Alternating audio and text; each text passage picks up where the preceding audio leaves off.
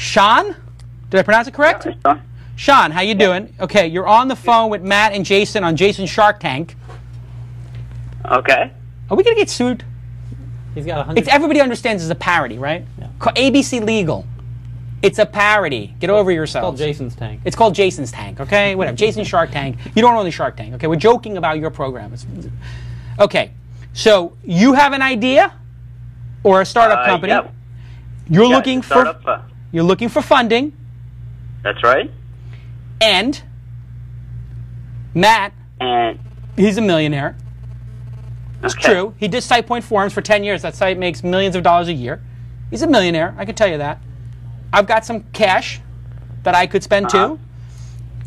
You have, what, 90 seconds, 60 seconds? How long does he have to pitch? 120. 120 seconds. Okay, you have 100. It starts in 5, 4, 3, 2, 1. Go ahead. Okay, so I'll start from the beginning and make it quick. It was around this time last year when a friend sent me a video clip titled 20 Greatest Gymnastics Accidents with the message, "Hilarious, you gotta watch this." After watching it, I was frightened more than anything else. I mean, some of those people probably ended up paralyzed. As I read the comments below, the emotions were mixed between frightened and funny. That led me to the idea of creating a service that allows people to tag content based on how it made them feel. Since then, the idea has evolved much more. We wanted to build a service that allowed people to express themselves more than just clicking a like this button, the ability to change people's moods, and the ability for users to turn simple tag content into something more powerful which they can share. What we came up with is a service that lets users collect content from their content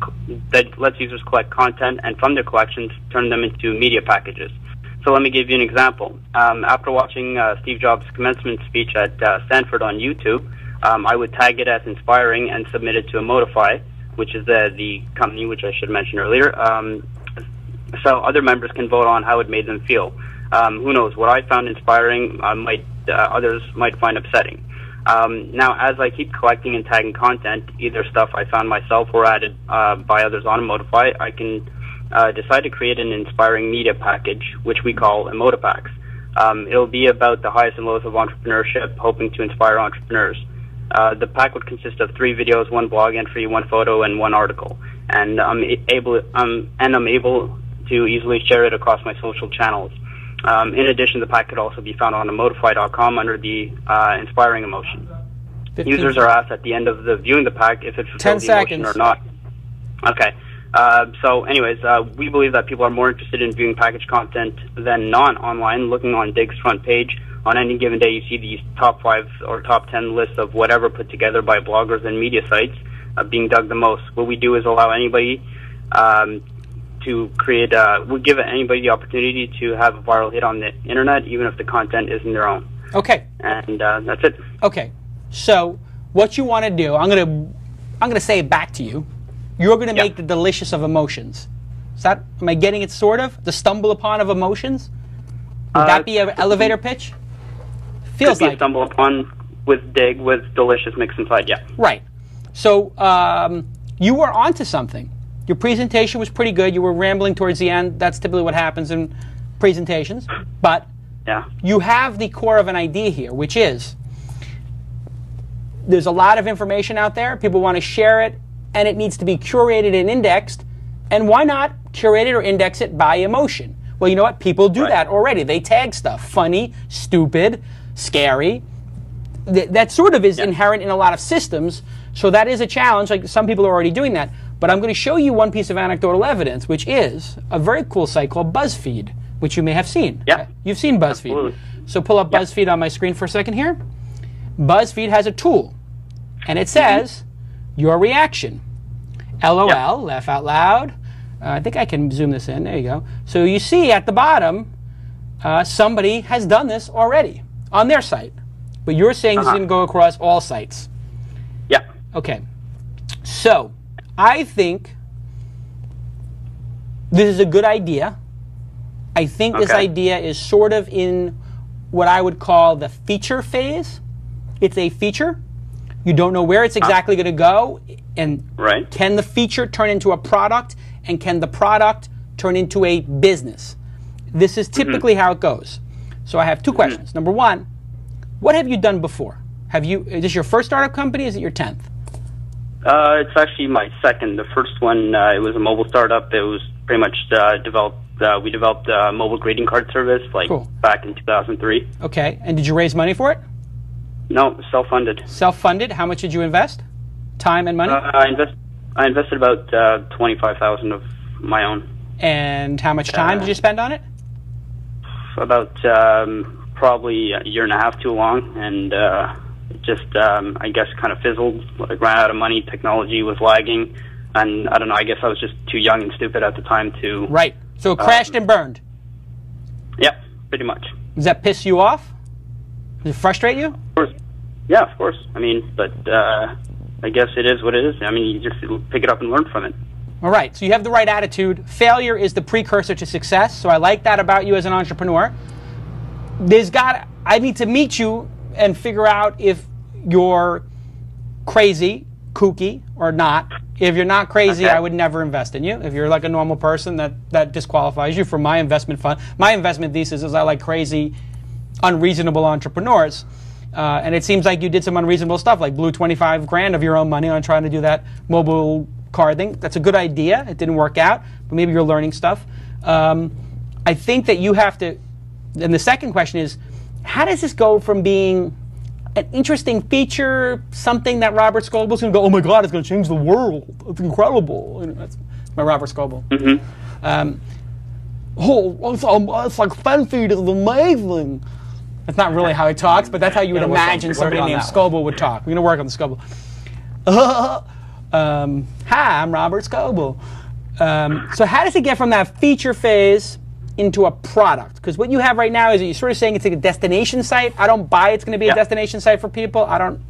That seems tough. You really think that this becomes a destination site and people are going to go there and be like, I want to see emotional stuff rated by scariest, funniest, stupidest, inspirational enough? Is that really going to work?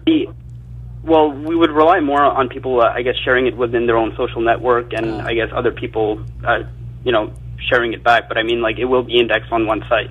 Okay, but if it's in, all the packs did it. If you have a page called Inspirational, do you think anybody's really going to care about that? I mean, maybe. I mean, I don't know. It's I guess it's too early to say right now. See, but, I mean, that was it. That was the moment right there. Tyler saw what I was doing. I actually think that I would like to read a page that was inspirational. And I'm a little concerned right now that you don't believe it as much. Because I wanted you to tell me, yes, people would love to see an inspirational page with Steve Jobs, with the last lecture, and maybe if you've already seen those too, maybe there's 5 others that you haven't seen. This would be an incredible page if it was all in. That's what I'm not hearing. I don't hear that same sort of passion for you about the idea. So you've got me wondering, how passionate are you about this and how convinced are you? I think you might be triangulating on this, but I don't know if you're there all the way yet. I want to let Matt give his view on this because he's an awesome entrepreneur who's built his businesses from scratch. Office credit cards. Self-made man. So, No, don't answer the question. I'm just giving you the feedback. You don't need to answer. Okay. Sure. Matt's a self-made guy. Your parents give you $1 million to start your company? No. Your parents are blue-collar, hard-working people, aren't they? They are. Your dad is a construction guy? That's right. I guessed. I just guessed. Just guess. Dad's a construction guy. Your mom probably didn't work or was a nurse or worked at a restaurant. She worked at a daycare center. She worked at a daycare center, same thing as a nurse. So, this is the common thread between entrepreneurs. My mom was a nurse, my dad worked in bartending. Tell me, what did your parents do? You're asking me now? Yeah, I'm asking you. What did your parents do? My father's a teacher, and my mother is a manager at a local medical supply firm. I kind of like that. See, that's good. Your parents are like, you grew up middle class? Yep. You never had a lot? Your parents weren't buying Mercedes-Benz or BMW, right? No. I've been working since I was 15. All right. See, so you have the work ethic, so you fit my profile. What kind of car did your parents drive? My dad has a Honda Accord, and my mom has a Honda Civic. That's what I like. This guy, you have to fight for everything you have, didn't you? Absolutely. Did you go to college? Yep. In marketing at Concordia University in Montreal. I'm a fellow Canadian, just like Matt. Oh, cool. You paid for that yourself, or is it public school? What is it? How'd you pay for it? Yeah, it's well, education's a lot cheaper here. It's like $1,500 a semester. So yeah, I paid for it myself. Pay for it yourself. So I got to tell you, you have the makings, because you're pissed off about the last company. Yeah. You're a self-made person. Nobody gave you anything in your life. You're not some trust fund donkey. And you're triangulating around an idea, and it's your second time at bat, so I like it. I think that your idea is not fully baked yet, but that's okay. We can get there. But I want to hear Matt's. Let's hear Matt's assessment. Sure. Matt. Okay. You got your checkbook on you. I see it here. He's got his checkbook on the table. He's already filled in a number of zeros. It's just a matter of he's going to put a 1, a 2, or a 0 in there. Matt, you got your checkbook. You got your pen. What do you think? Is this something you would say, an emotional dig? I would want to be part of that? I like the idea of curated content across multiple websites and multiple mediums, blogs, videos, audio, podcasts, etc. Yeah. So I think there's a wider business idea within this model of creating content that's tagged according to different topics by pulling in links from different sources. If I want to learn how to build my dog a house out of scrap wood, how do I do that? I have to go to multiple sources, learn how to work with lumber, work with different tools. Or if someone just made a step-by-step list, read this blog, listen to this podcast on construction, here's a YouTube video, and maybe you're too lazy and here's a link to Home Depot, go buy it here's for $200, click here now. Right. So you like curated. I like the idea of curated content. What I didn't hear in this entire pitch was how it's going to make money. Right. So let's answer that question, Matt. What's the business model? Well, the business model, I will be completely honest with you, it's not fully developed. Like right now I'm relying on, I guess, advertising, but I mean, everybody will tell you that. So it's not fully developed, and I guess, from the way people use it, it'll help us, I guess, figure one out. But like I said, I'm not going to tell you, some BS answer of how we're going to make money. Okay. And how much money do you need to get this launched, and what would you spend it on? Well, we're actually about 8 weeks away from launching. Oh. We could work.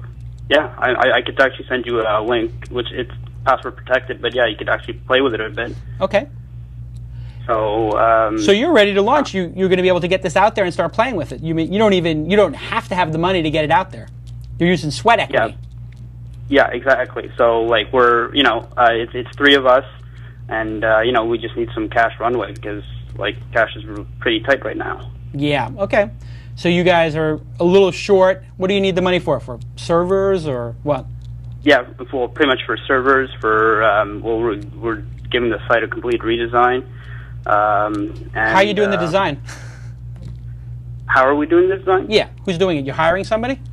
Oh, yeah. Well, one of the guys is going to do it that we hired. Oh, okay. How much you paying this guy? Is it a lot of money, or? Oh, he's a co-founder. Oh. Oh, good. So yeah, so you got sweat equity. We all work for cheap. Our burn rate's probably $10,000 a month. Ah, I see. So have you raised money already, or are you just doing it yourselves? Yeah, we raised money from local angels here. Oh, good. So you've got a little angel investing going already. Okay, so yeah. They believed in something. I think they probably saw what we saw, which is an emotional dig.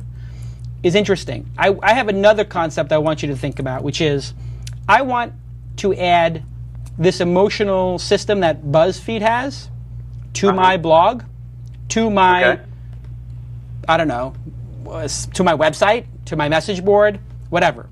And I want a JavaScript code where I can put it on my site and people can start doing this.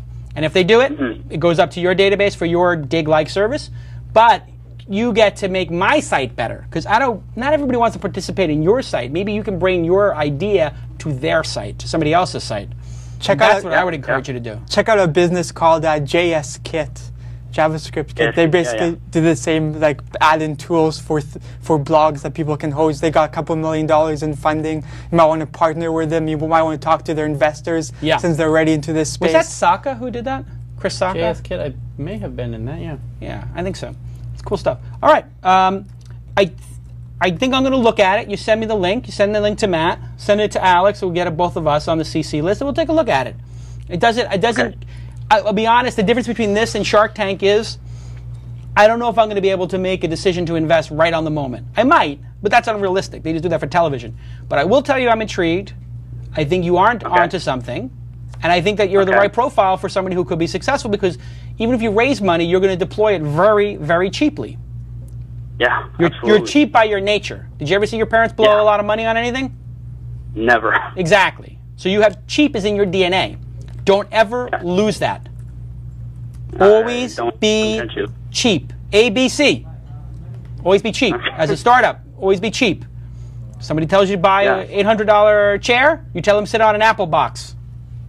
I'm telling you, you got to make that difference between a great entrepreneur and a donkey entrepreneur is a great entrepreneur gets $1 out of a nickel, and the big companies, the big AOLs, Yahoos, whatever, they get a nickel out of $1.